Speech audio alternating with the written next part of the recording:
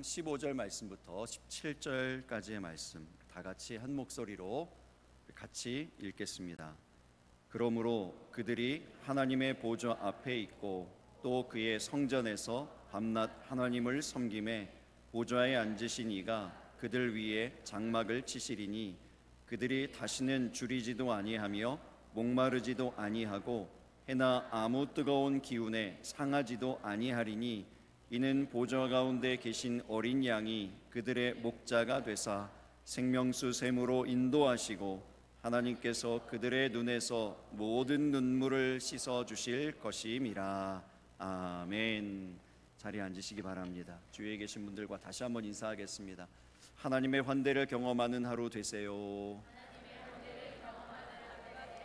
한 번 더 인사하겠습니다. 새해 복 많이 받으세요. 영어로도 해볼까요? Happy New Year. 이스라엘의 그 사해에서 마사다 지역으로 내려가는 길에 게디의 샘이라고 하는 뜻을 가진 엔게디 광야가 있습니다. 그 엔게디 광야는 황량하고 척박한 땅입니다. 그곳에서 높은 산을 뛰어다니면서 옮겨다니는 그러한 게디라고 하는 사냥이라는 짐승이 있습니다. 이 게디는 산이 아무리 높아도 아무리 이렇게 그 비탈이 져도 상관이 없어요. 이것을 이렇게 옮겨다니고 뛰어다니고 또 높은 곳에서 떨어지기도 하고 다시 오르기도 하고 이렇게 하면서 지냅니다. 여기 삶의 본거지예요. 이 게디라고 하는 사냥의 본거지가 여기에 있습니다. 여기서 먹기도 하고 자기도 하고 아이를 기르고 이렇게 살아갑니다. 근데 어떻게 이렇게 비탈진 곳에 높은 산에서 떨어지기도 하고 다시 오르기도 하고 오르내리면서 지낼 수 있는가? 그 비결은 하나님께서 이 산양 게디라고 하는 이 산양에게 발목에 힘을 주셨기 때문입니다. 발목에 특별한 힘이 있어요. 그래서 이렇게 산을 오르내리는 이 산양의 모습을 보고 노래한 선지자가 있습니다. 하박국 선지자인데요. 하박국 선지자가 3장 19절에서 하박국 3장 19절에서 이렇게 노래했습니다. 주 여호와는 나의 힘이시라. 나의 발을 사슴과 같게 하사 나를 나의 높은 곳으로 다니게 하시리로다. 이렇게 노래했거든요. 근데 이 모습을 보고 노래한 거예요. 여기서 말하는 사슴이 바로 이 게디라고 하는 사냥입니다. 게디에게는 발목에 힘이 있지만 저와 여러분에게는 그보다 더 위대한 여호와 하나님의 힘이 있음을 믿으시기 바랍니다. 하나님께서 저와 여러분에게 힘 주셔서 우리의 이 황량하고 척박한 엔게디 광야와 같은 그 광야 같은 삶이요, 그 삶을 뛰어내리기도 하고 오르기도 하고 이렇게 아무리 척박한 것과 상관없는 그러한 삶을 살게 해주시는 줄 믿으시기 바랍니다. 이 게디라고 하는 이 사냥이 발목의 힘만 가지고 뛰어내리는 것이 아니고요, 뛰어오르는 것이 아니고 그들이 그렇게 막 뛰다가 목이 마르면 목을 축일 수 있는 샘이 그곳에 있기 때문에 그들이 그곳에서 또 넉넉하게 살아갈 수 있는 것이죠. 그래서 그 땅의 이름을 게디의 샘, 엔게디라고 이름을 붙이는 것입니다. 광야 같은 우리의 인생길에서 그러한 그 엔게디에 있는 그 샘처럼 우리의 목을 축이고 우리의 영혼을 소생케 하는 그러한 샘물은 무엇입니까? 우리의 어떤 갈증을 해결해 줄 수 있는, 우리를 살아나게 만들 수 있는, 다시 뛰게 만드는 그러한 힘의 원천은 무엇입니까? 오늘 예배를 통하여서 그 샘이 무엇인지, 그 힘의 원천이 무엇인지를 알게 되고 깨닫게 되어지고 만나게 되어지고 체험하게 되는 저와 여러분이 되시기를 예수님 이름으로 축복합니다. 지치고 영한 그 고난 우리들에게 정말 이러한 샘이 필요한 그러한 때이다, 이런 생각이 들어요. 왜냐하면 한 해 동안 우리가 열심히 다 달려오셨기 때문입니다. 2025년의 마지막 주일이에요. 벌써 한 해 동안 정말 수고 많으셨습니다. 우리 옆에 계신 분들에게 그런 의미에서 다시 한번 인사하겠습니다. 올해도 수고가 참 많으셨습니다. 인사하겠습니다.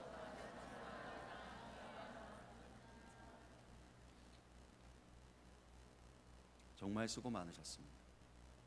오늘 본문은 어떤 얘기인가 하면 어떤 그 성도들이 그 험한 광야의 삶을 잘 통과하고 나서 지내오고 나서 이제 그 하나님의 품에 안겨 있는 하나님의 그 장막 가운데 거하여 있는 그러한 이야기입니다. 이 본문 바로 직전의 말씀이 계시록 7장 14절의 말씀인데요. 이렇습니다. 내가 말하기를 내 주여 당신이 아시나이다 하니 그가 나에게 이는 큰 환난에서 나오는 자들인데 어린 양의 피에 그 옷을 씻어 희게 하였느니라 이렇게 말씀했어요. 어린 양의 피에 그 옷을 씻어 희게 만들어진, 희게 되어진 이러한 사람들이 누구입니까? 바로 저와 여러분이요, 성도들이죠. 성도들은 다 어린 양의 피에 옷이 씻어져서 깨끗한 세마포의 의의 옷을 입게 된 사람들인 줄 믿으시기 바랍니다. 근데 이 사람들이 어디로부터 나왔다고요? 큰 환난으로부터 나왔다고 했습니다. 이 큰 환난은 요한계시록 6장에 나오는 환난들을 얘기합니다. 요한계시록은 환난에 대한 이야기, 심판에 대한 이야기라고 널리 알려져 있어요. 그렇죠? 많은 심판들이 있는데 특별히 요한계시록 6장에 보면, 오늘 본문이 7장인데 6장에 보면 6개의 인을 떼는 장면이 나옵니다. 6개의 인을 떼는데 사실은 7인이거든요. 7인인데 마지막 7째 인은 8장에 가서 떼어집니다. 6개의 인이 떼어지고 7장이 있고 8장에 마지막 7째 인이 떼진다고요. 그리고 이 7장에는 무슨 얘기가 있을까요? 하나님의 구원의 이야기가 있습니다. 그래서 요한계시록을 여러분 우리가 심판의 이야기, 하나님이 진노하시는 이야기로만 보지 마시고요, 그 가운데 분명히 하나님의 긍휼과 구원이 담겨 있음도 함께 보실 수 있기를 바랍니다. 이것을 하박국 선지자는 알았어요. 그래서 기도할 때 이렇게 기도합니다. 주여 진노 중에라도 긍휼을 잊지 마옵소서. 그렇게 기도했습니다. 하나님께서 그 기도를 정말로 들으시고 긍휼을 잊지 않으시는 이야기가 요한계시록의 이야기예요. 6장에는 6개의 인의 이야기, 그리고 8장에 7번째 인이 떼어지는데 중간에 7장에는 구원의 이야기가 있다고. 6장에서 6개의 인이 떼집니다. 첫 번째 인이 떼지면 흰 말이 나오는데 그것은 가짜 평화를 얘기합니다. 두 번째 인이 떼질 때는 붉은 말이 나오거든요. 근데 그것은 평화, 화평이 깨지는 의미를 얘기합니다. 그리고 세 번째 인이 떼지면 검은 말이 나오는데 그것이 이제 기근을 의미하고요. 네 번째 인이 떼질 때 청황색 말이 나오는데 이제 그 온 땅에 사망과 흉년이 임하게 됩니다. 다섯 번째 인이 떼지면 이제 순교자들이 막 외치고 하나님께 무언가를 얘기하죠. 그리고 여섯 번째 인이 떼질 때 지진이 나고 해가 검어지고 달이 붉어지고 하늘에 있던 별들이 땅으로 떨어지는 일들이 일어난다고 그랬습니다. 그리고 이제 마지막 7번째에는 8장에 나옵니다. 그 7장의 이야기는 하나님의 구원의 이야기라고 했어요. 하나님이 잊지 아니하시는 그 긍휼의 이야기라고 그랬습니다. 그 이야기 가운데 이제 15절의 말씀, 본문 15절의 말씀이 있습니다. 이 본문 15절 다시 한번 같이 읽어보겠습니다. 시작. 그러므로 그들이 하나님의 보좌 앞에 있고 또 그의 성전에서 밤낮 하나님을 섬김에 보좌에 앉으신 이가 그들 위에 장막을 치시리니. 먼저 생각해야 될 것은 하나님이 보호하시는 성도들에 대한 설명이 어떠한가요? 성도들이 어떤 사람이라고 얘기하고 있습니까? 하나님의 보좌 앞에 있고 또 그의 성전에서 밤낮 하나님을 섬기는 사람들이라고 했습니다. 여러분, 우리 앞에는 항상 하나님의 보좌가 있음을 기억하시기 바랍니다. 우리가 왕이 되는 삶이 아니에요. 우리가 그 왕된 보좌에 앉아서 살아가는 삶이 성도의 삶이 아닙니다.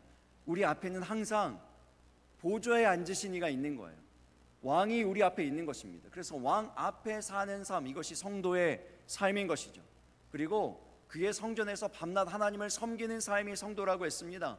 여러분, 하나님을 섬기는 삶, 어디에서 살든지 무엇을 하면 살든지 누구와 함께 있든지 하나님을 섬기듯 살아가는 것, 이것이 성도의 삶인 것을 믿으시기 바랍니다. 이게 성도의 삶이라고요. 이러한 성도의 삶을 살아가는 사람들에게 하나님께서 어떻게 하신다고요? 장막을 치신답니다. 특별히 장막을 치신다 그랬어요. 장막이 의미하는 것은 실제적인 보호를 얘기합니다. 성경시대의 성도들은 실제로 갈 곳이 없어요. 왜냐하면 이 사람들이 시민권도 잃어버리고 시민권을 얻을 수가 없습니다. 로마의 핍박 때문에. 그리고 경제적인 어떤 능력도 잃어버렸습니다. 직업을 가질 수도 없어요. 유대 사회에서도 유대 공동체 안에서도 받아주지 않습니다. 근데 갈 곳이 없는 사람들이에요.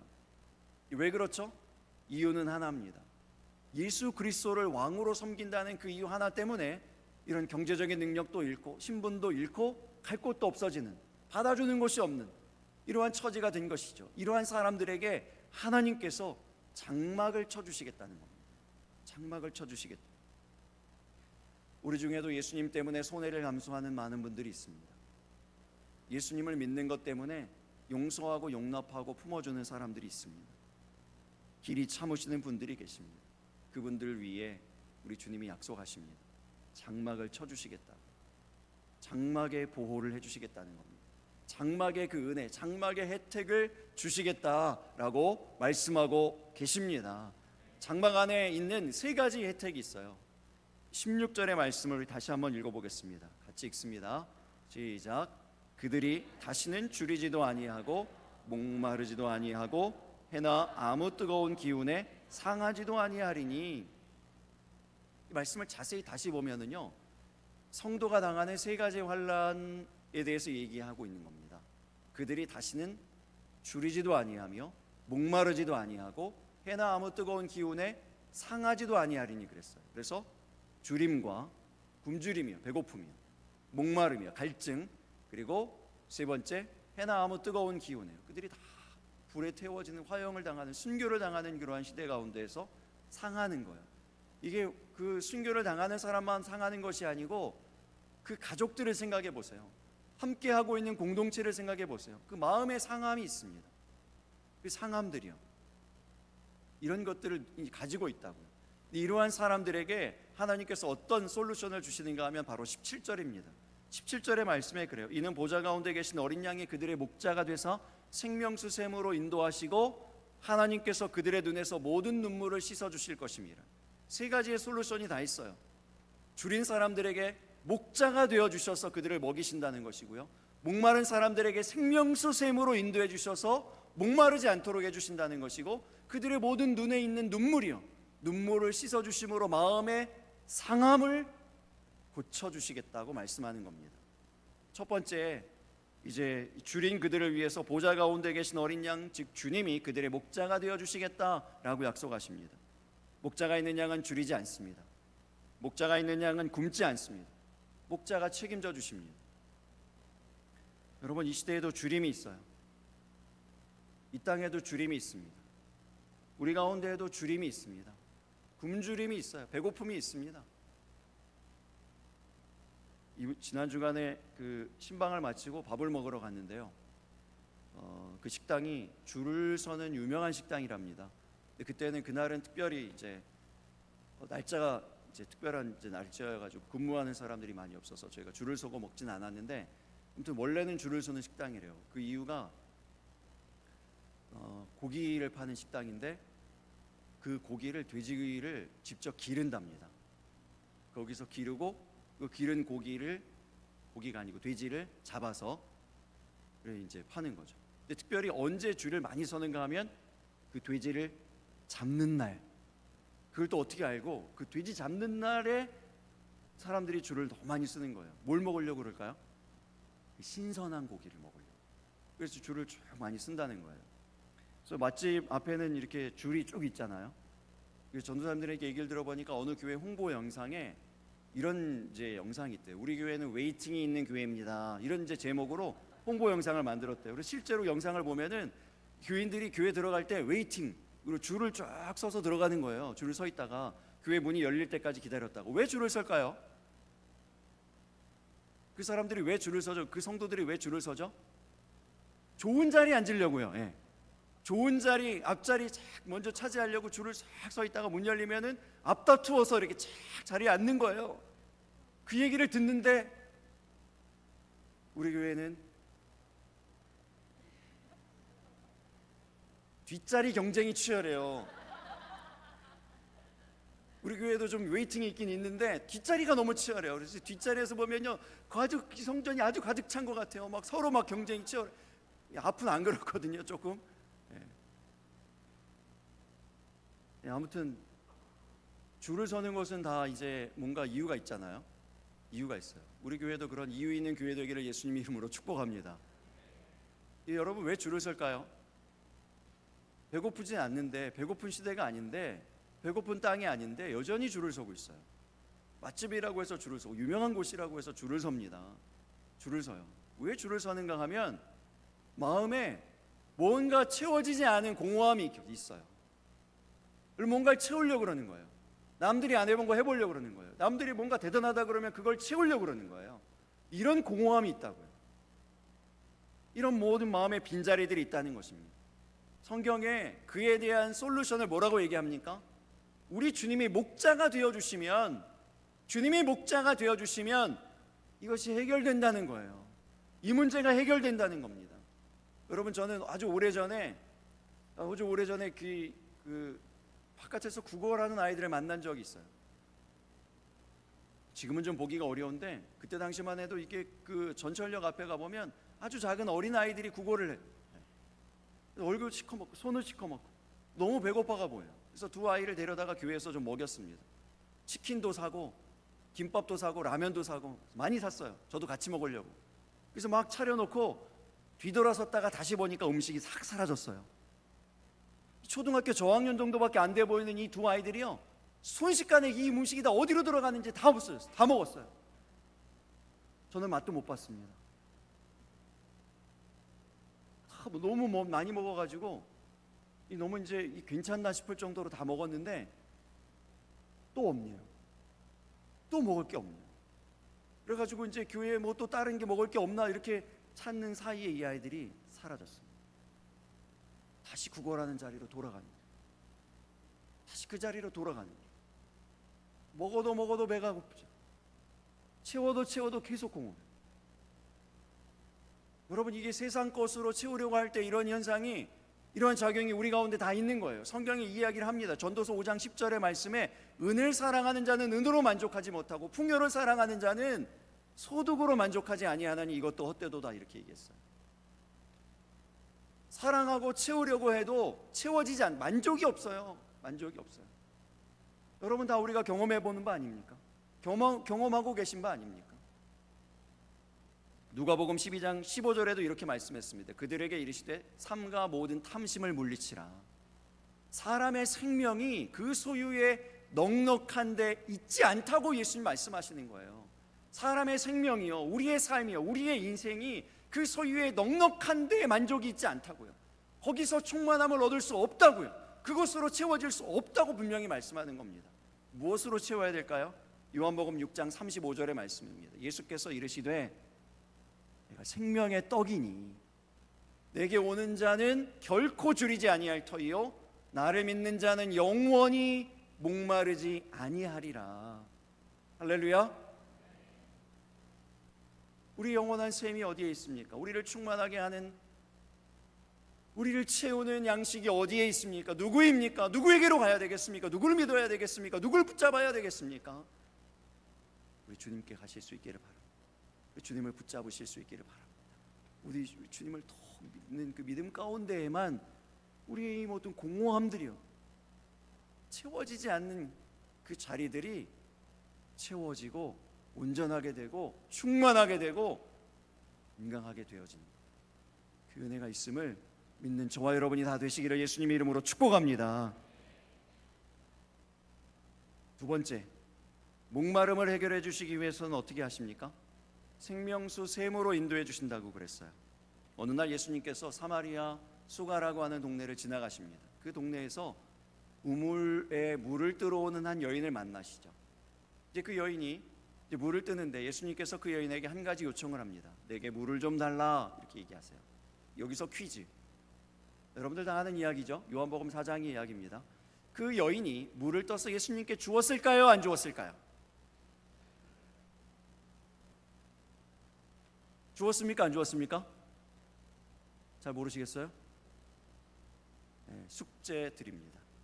집에 가셔서 요한복음 4장을 자세히 읽어보세요. 성경을 어디를 뒤져봐도 그 여인이 예수님께 물을 주었다는 이야기가 없어요. 그렇다면 왜 예수님은 이 드시지도 않을 물을 왜 이 여인에게 요구하셨을까요? 여인에게 왜 물 좀 달라고 얘기하셨을까요? 결국 안 드실 건데, 목마르신 것도 아닌데 왜 물을 달라고 그러셨을까요? 창세기 22장에 가보면 하나님께서 아브라함에게 이삭을 달라고 그러세요. 이삭을 번제로 바치라 그러세요. 근데 결국 이삭이 하나님께 번제로 바쳐졌습니까? 아닙니까? 아브라함이 안 바쳤어요. 아브라함이 이삭을 번제로 드리지 않았습니다. 그런데 그럼에도 불구하고 하나님은 왜 아브라함에게 이삭을 바치라고 하셨을까요? 안 받으실 건데요. 이삭을 번제로 안 받으실 건데 왜 바치라고 하셨을까요? 아브라함을 시험하시기 위해서. 이게 1절에 나오는 대답이고요. 또 하나는 아브라함에게 하나님을 섬기는 것이 무엇이라는 것을 알려주시는 거예요. 하나님 앞에 제사하는 것의 의미가 무엇인지 이걸 알려주시는 거예요. 제가 지난 주 중에 어떤 목사님에게 그 설교를 들었어요. 이것이 예배의 의미를 아브라함에게 알려주는 거라고요. 또한 이삭에게 알려주는 거라고요. 예배는 그냥 짐승 잡아서 드리는 정도가 아니고, 그 짐승이 없었으면, 그 뿔이 숯불에 걸려 있었던 짐승이 없었으면 누구 드려야 됩니까? 가장 소중한 것을 드리는 거예요. 이삭을 드리는 겁니다. 그것이 예배라는 것을 알려주시기 위해서 그 모든 디자인을 하셨다는 거죠. 이삭 드리라고, 이삭을 바치라고 이렇게 하나님이 말씀하셨다는 거죠. 예수님도 같아요. 물을 좀 달라 이렇게 얘기하신 것은 그 이후에 물에 대한 이야기, 예수님이 영원히 목마르지 않게 하는 그 물이다라고 하는 그 이야기를 하시기 위해서 그 이야기를 던지신 거예요. 그 얘기가 이제 요한복음 4장 14절의 말씀이죠. 뭐라고 말씀하셨습니까? 내가 주는 물을 마시는 자는 영원히 목마르지 아니하리니 내가 주는 물은 그 속에서 영생하도록 솟아나는 샘물이 되리라. 할렐루야. 이렇게 말씀하시기 위해서 물 얘기를 하신 거예요. 여러분, 이 말씀을 자세히 보시기 바랍니다. 우리가 생명수 샘으로 인도함을 받았다고 해서, 거기까지 갔다고 해서 갈증이 해결되는 것은 아니에요. 뭐 해야 됩니까? 이제 마셔야죠. 생명수 샘으로 인도함을 받았다, 하나님이 우리를 그렇게 인도하신다는 이야기 가운데는요, 무엇도 포함인가 하면 생명수 샘에 가서 그 생명수 샘 물을 마시는 것까지 포함이죠. 근데 얼마나 많은 사람들이 생명수 샘까지는 가요, 샘물 옆에까지는 가요. 그런데 이것을 마시질 않아요. 마시는 사람이 없어요. 이걸 마시는 것까지 해야 된다고요. 요한복음 4장 14절의 말씀을 보세요. 내가 주는 물을 마시는 자는 영원히 목마르지 않게 된다고요. 이걸 마셔야 돼요. 마셔야 됩니다. 여러분, 이 물을 보기만 하면 갈증이 사라지나요? 그냥 이게 쳐다만 보고 있어도 그냥 목이 축축해지고 그냥 갈증이 다 사라지고 막 이렇게 됩니까? 이거 마셔야 되잖아요. 마셔보겠습니다. 오늘도 뭐가 빠져 있어요. 사랑이 빠져 있습니다. 네. 이제 다 아시고, 1년 동안 물 떠오신 그 수고에 감사드립니다. 늘 우리 적절하게 필요할 때 늘 여기 있어가지고 얼마나 감사한지 몰라요. 여러분, 그냥 우리가 구경하는 거하고 참여하는 거하고는 달라요. 교회에 여러 가지 봉사도 하고 또 여러 가지 모임도 있고 예배도 있고 그렇잖아요. 그냥 이렇게 구경하는 거하고 참여하는 거는 다릅니다. 하나님의 은혜 가운데로 더 깊이 들어오실 수 있기를 부탁드립니다. 이 안에 더 들어오면, 참여하면 다르다고요. 구경만 하면요, 구경만 할 때 나타나는 것이 비비불불이에요. 비비불불 기억나시죠? 우리 기억하는 의미에서 우리 다시 한번 옆에 분들에게 이렇게 인사하겠습니다. 비비불불 하지 말고 용감미인 대칭합시다. 시작.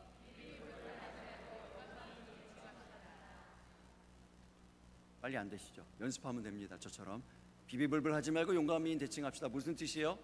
비교하지 말고, 비판하지 말고, 불평하지 말고, 불만하지 말고. 용감미인은 뭡니까? 용서하고, 감사하고, 미소 짓고, 인사하고, 대화하고, 칭찬하는 거. 이거요. 이거 이렇게 하시자고. 구경만 하면은 비비불불 하게 됩니다. 불평하고 비판하게 돼요, 그냥. 그런데 내가 직접 해보면 그게 아니구나. 이해하게 되고, 알게 되어지고, 품게 되어지고, 용서하게 되기도 하고, 감사하게 되기도 하고, 미소도 나오고, 인사도 하게 되어지고, 대화도 하게 되고, 칭찬도 하게 되어지는 거예요. 어제 결혼식 그 주례를 하는데 갑자기 신부 눈가 갑자기 붉어지더니 막 이제 눈물이 막 초롱초롱 맺혀 있어요. 나중에 이유를 물어보니까 신부가 그렇게 얘기해요. 마태복음의 이 말씀은 결혼식 때마다 거의 빠지지 않는 말씀 아닙니까? 다 아는 말씀이에요. 다 익숙한 말씀이에요. 그런데 그 유명한 말씀이, 그 익숙한 말씀이 그 순간 어떤 말씀 된 거죠? 나의 말씀이 됐어요. 마태복음의 말씀이 이 활자의 이 글씨가 내 인생에 들어오는 거예요. 내 삶에 이제 다 개입되어지는 거예요. 그런 감동이 있는 거죠. 여러분, 하나님의 말씀을 맛보아 아실 수 있기를 바랍니다. 하나님의 말씀을 여러분의 말씀으로 마실 수 있게 되기를 바라요. 그래서 말씀을 여러분 읽을 때 삶으로 읽어야 되는 겁니다. 말씀을 들을 때 여러분의 인격으로 들어야 돼요. 여러분의 모든 삶의 자리들을 비추어 놓고 그렇게 들으실 수 있기를 바랍니다. 여러분 심령에 지금 말씀하시는 거예요. 여러분 그 모든 삶의 자리들에 하나님께서 말씀하고 계심을 믿으시기 바랍니다. 그렇게 들으실 수 있기를 바라요. 갈증이 사라지는 거죠. 그때 비로소 내가 내 스스로 해결할 수 없었던, 세상 그 어떤 것으로도 해결할 수 없었던 그 목마름이 해결되어지는 것입니다. 우리 주님께 갈증의 능력, 갈증을 해결할 수 있는 그 해갈의 능력이 있음을 믿는 저와 여러분이 다 되시기를 예수님의 이름으로 축복합니다.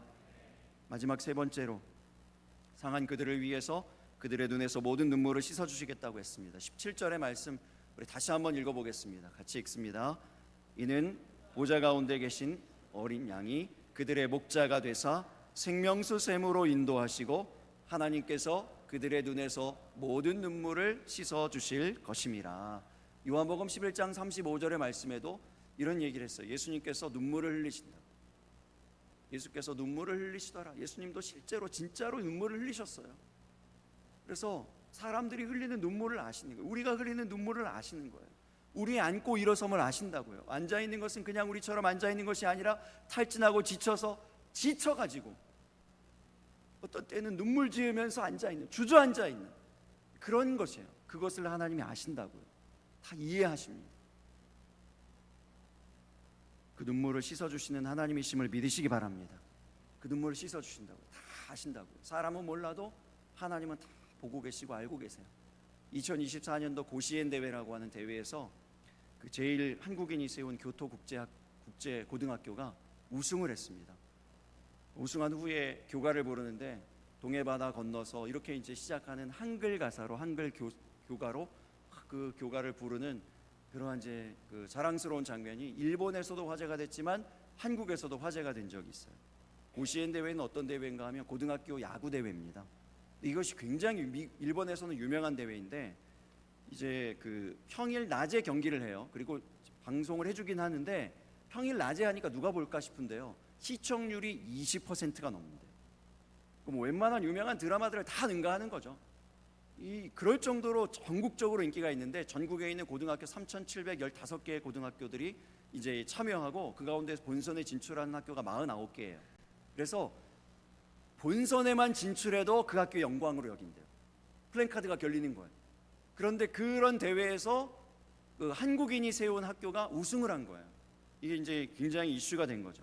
근데 또 하나의 이슈가 된 거 있는데, 화제가 된 것이 있는데, 이 학교가 교토국제고등학교가 이 야구장을 제대로 갖출 수도 없는 열악한 환경이었다는 거예요.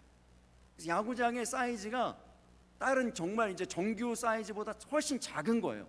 외야 펜스가 짧아요. 근데 그 펜스 뒤에는 뭐가 있을까요? 주차장이 있어요. 그래서 이 타격 훈련을 할 때 조금만 세게 치면 펜스를 넘어가서 자동차가 부서져요. 그 자동차는 누구의 자동차일까요? 교장 선생님, 교감 선생님, 이사장님, 뭐 아무튼 이런 사람들이 자동차를 끌고 와서 주차장을 했는데, 이제 주차를 했는데 거기 자동차가 부서지니까 뭐라 그럴까요? 누구에게 뭐라 그럴까요?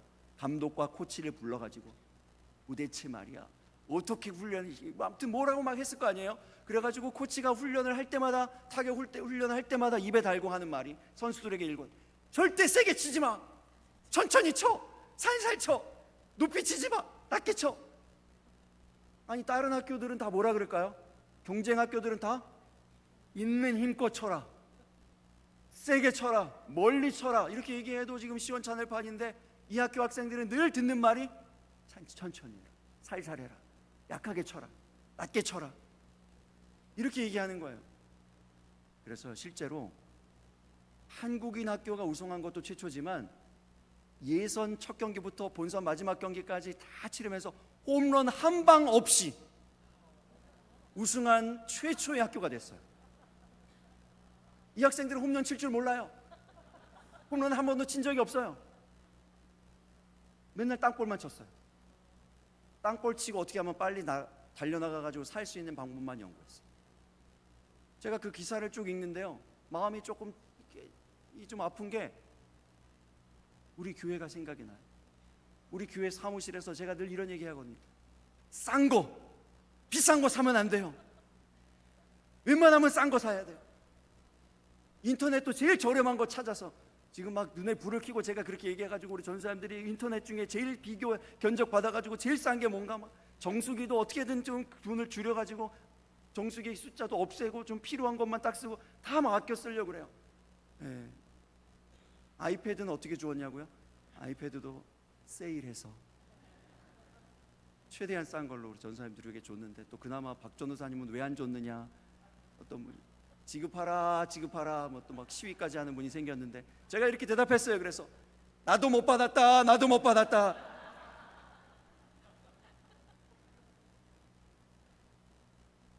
여러분, 제가 왜 이렇게 할까요? 그 몇천 원 아낀다고 누가 알아주는 사람 하나도 없어요. 아무도 몰라요. 평일날 교회 사무실 안에서 일어나는 일들을 누가 안다고? 우리끼리만 알죠. 그거 몇천 원, 그거 조금 그거 아낀다고 누가 알아준다고요? 아무도 몰라요. 하나님은 아실 줄로 믿습니다. 그 마음이에요. 그 마음을 하나님께서 신실하게 받아주시고, 그렇게 작은 것들에 노력하고 열심히 내어서 땅볼 치고 열심히 뛰어나간 그 선수들을 마침내 그 영광스러운 자리에 올려주신 것처럼, 하나님께서 그 작고 성실한 마음, 신실한 마음들을 다 모아서 기억해 주시고, 그 모든 수고 아무도 보지 않고 아무도 이제 제가 얘기해서 알게 되셨네요. 근데 어쨌든 그런 것들을 하나님께서 다 아시고 갚아주실 줄로 믿습니다. 지난 주간에 신방 예배 드리면서도 말씀드렸는데, 우리가 어떤 인생에 어떤 성공이 있고 성취가 있고 성과가 있잖아요. 근데 그 뒤에는 반드시 무엇이 있는가 하면 보이지 않는 수고가 있어요. 보이지 않는 누군가의 눈물의 기도가 있어요. 보이지 않는 가족들의 희생도 있어요. 그것들 때문에 그 자리가 있습니다. 성공이 있고 성과, 성취가 있는 것. 하나님이 그 모든 눈물에 공감하십니다.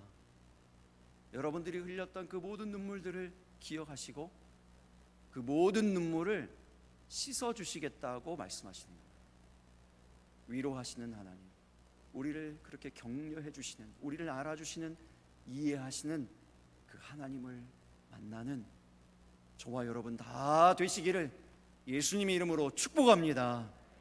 우리 함께 찬양하고